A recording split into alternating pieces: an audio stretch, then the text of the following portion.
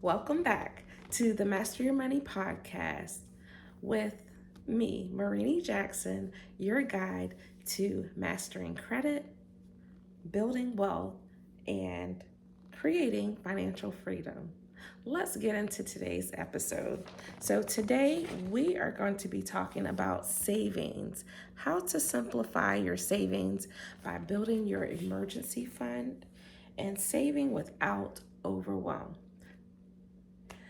Savings, that is something that I can honestly say growing up for myself that I didn't hear a lot about as far as besides my piggy bank. But once I got old enough where some parents they take their children, they took their children to the bank with perhaps the money in the piggy bank, which would have been money given to me or saved from different things, birthdays, Christmas, or I don't know, sometimes even some adults at church when I was young would just, hand me some money. And that was nice. I always said thank you. But essentially, savings is a big part and very important part of your financial plan. When I was, and I've mentioned it in previous episodes, but when I was younger and beginning to pay off student loan debts, I did not save. I was an Armageddon budgeter, as I call myself, meaning that I would assign all extra dollars to paying off debt rather than saving some of that money. When it came time for me to purchase a home, I in a sense, I regretted that decision that I was not saving. I paid off the student loans that I could before purchasing my home.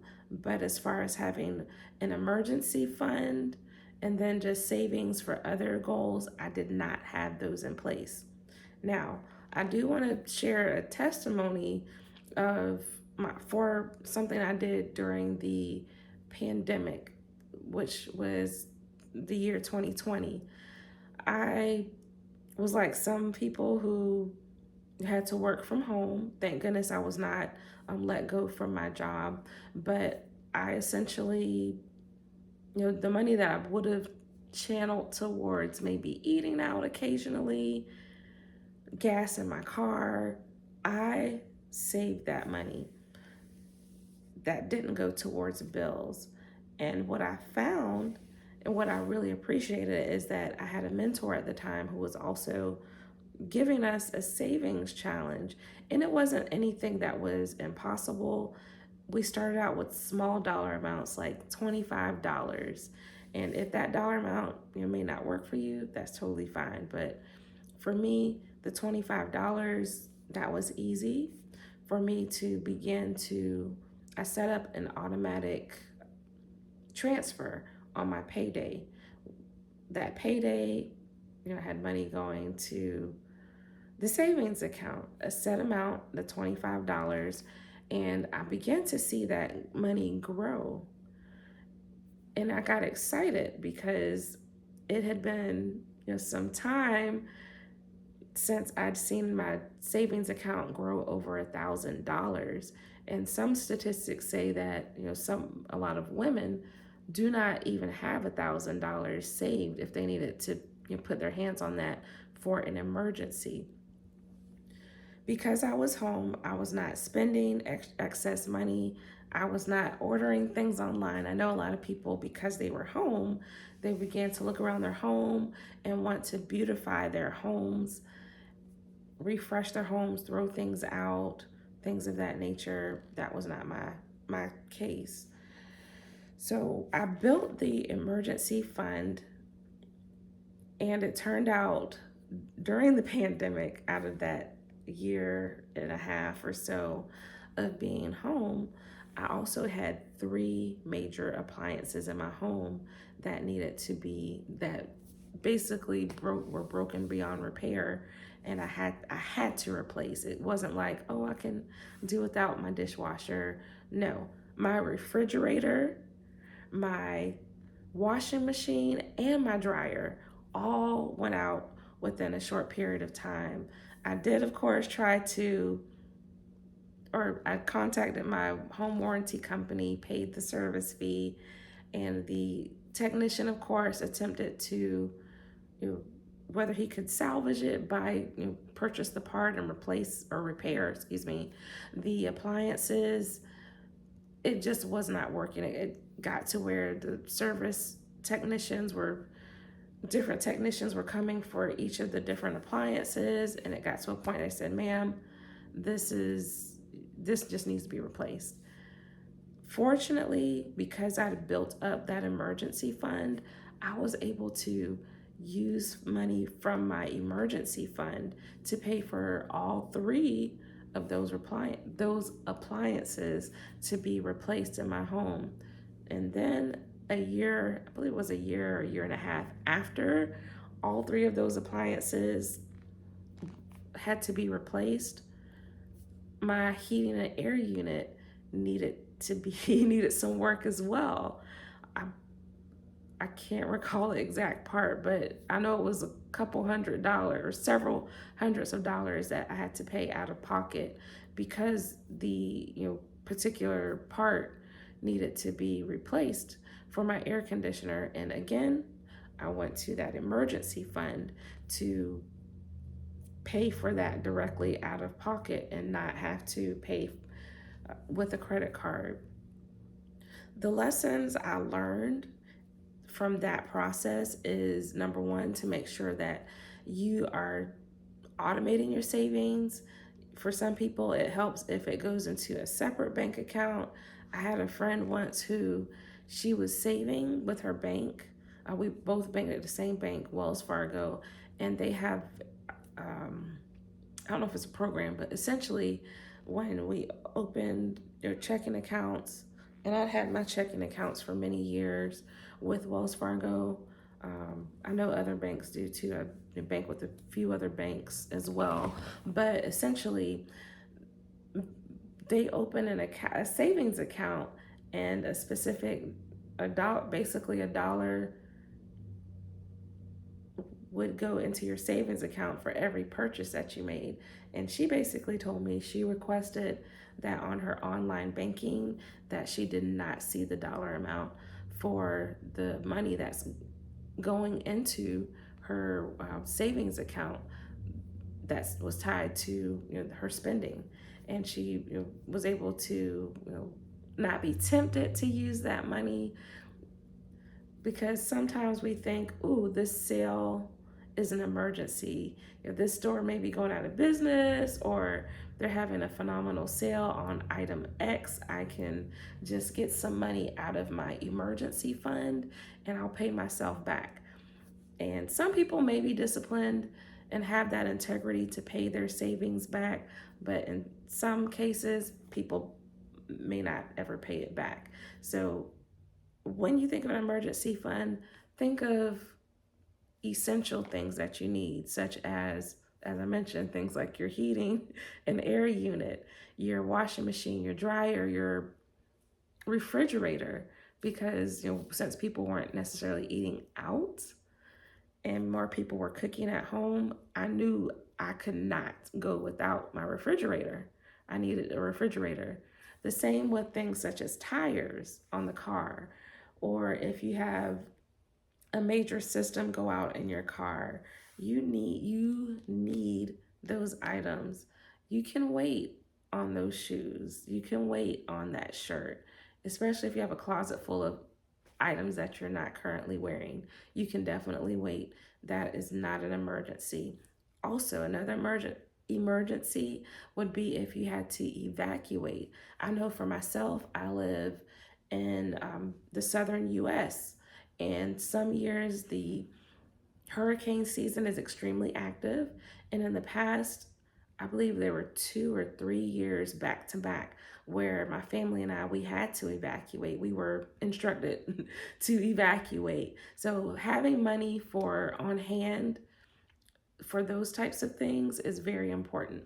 Now, also with your emergency savings, you want to make sure that the account that you're putting that in is one that is liquid where you can get to that cash quickly. Some people may say, oh, I have a CD, a money market, I have, you know, different types of accounts that they're saving money in.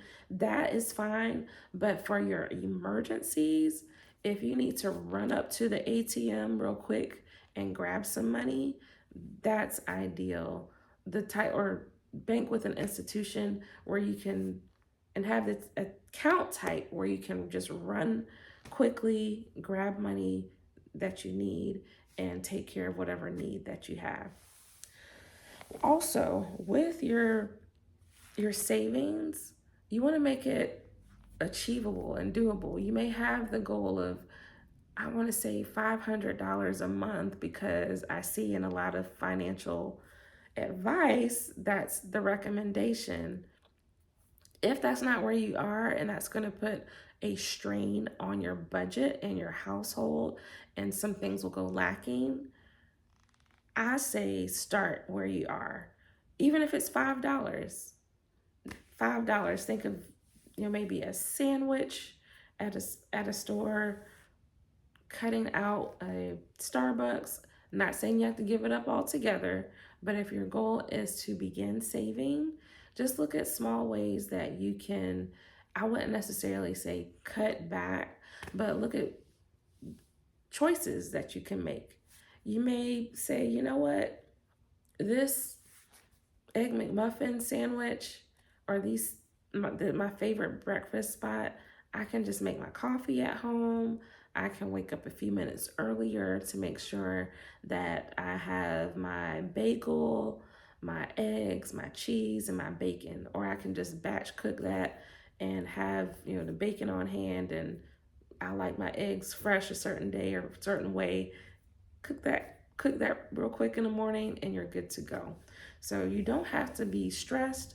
You do not have to be overwhelmed. You can set up automatic drafts from your bank account.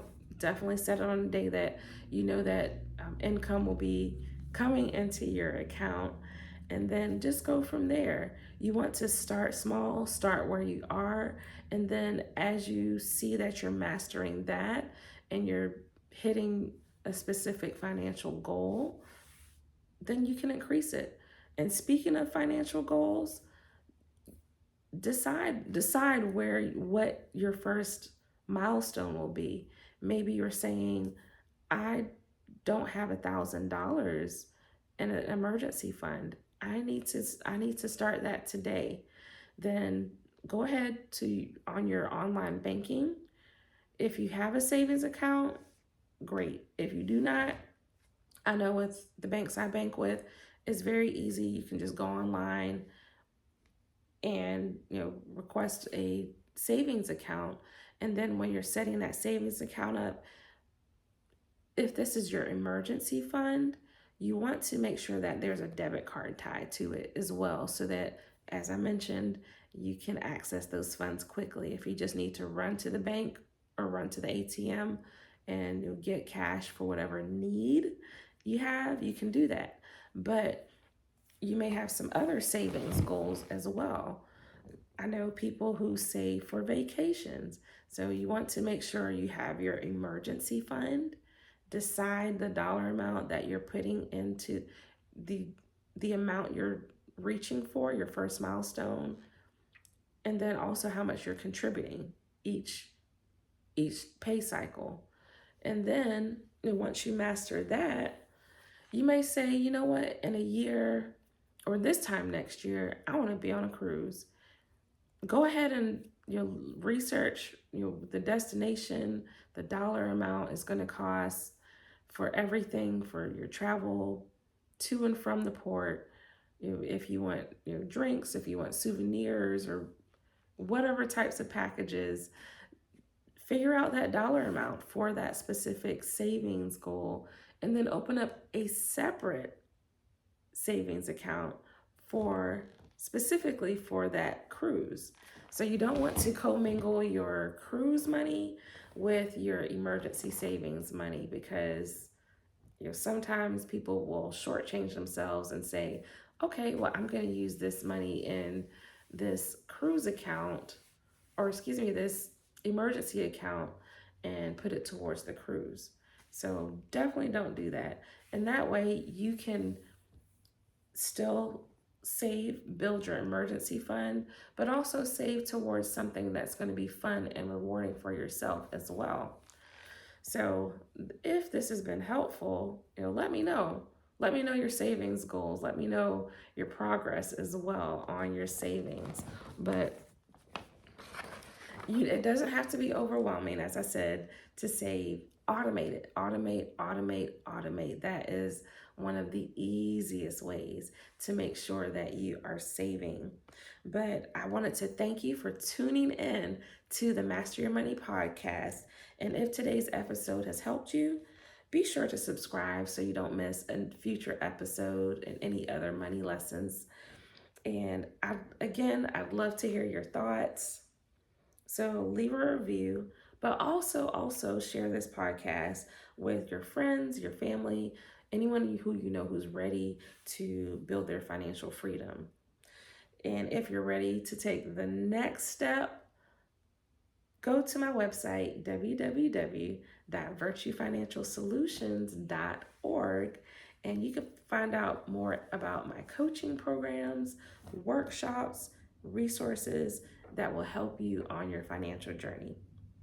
Until next time, remember, you don't just manage your money, you master it.